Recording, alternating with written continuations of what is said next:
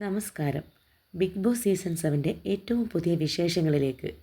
ഇന്നലെ ഹൗസിൽ ഗസ്റ്റായി എത്തിയ ഷിയാസ് കരീം ബിഗ് ബോസ് ഹൗസിനോട് വിട പറഞ്ഞു. നാളെ മറ്റൊരു അതിഥി ഹൗസിലേക്ക് എത്തുന്നുണ്ട്.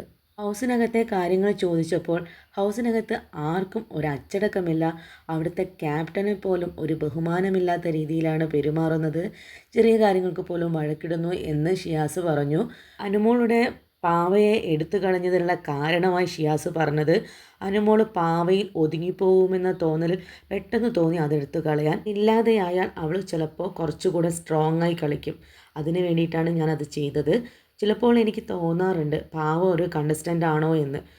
ഈ ഒരു വീക്ക് കഴിഞ്ഞാൽ ചിലപ്പോൾ ലാലേട്ടനോട് പറയുകയാണെങ്കിൽ ചിലപ്പോൾ അത് തിരിച്ചു കൊടുക്കുമായിരിക്കും.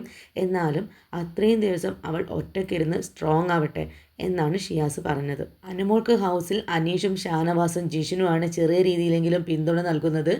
എങ്കിലും അനുമോൾ സ്ട്രോങ് ആയിട്ട് തന്നെയാണ് ആ വീട്ടിൽ നിൽക്കുന്നത്. അതിന് ഉദാഹരണമാണ് ലാലേട്ടൻ്റെ ചോദ്യങ്ങൾക്ക് മുമ്പിൽ കരയാതെ പറഞ്ഞ സ്റ്റേറ്റ്മെൻറ്റിൽ ഉറച്ചു നിന്നത്.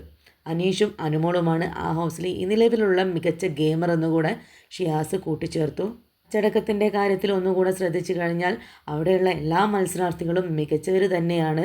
ഇതുപോലുള്ള ഗെയിമുകൾ അവർക്ക് മുന്നോട്ടുള്ള യാത്രയിൽ കുറച്ചുകൂടെ പവർഫുൾ ആവാൻ കഴിയും എന്നുകൂടെ ഷിയാസ് പറഞ്ഞു. മറ്റൊരു വിശേഷമായി വീണ്ടും കാണാം.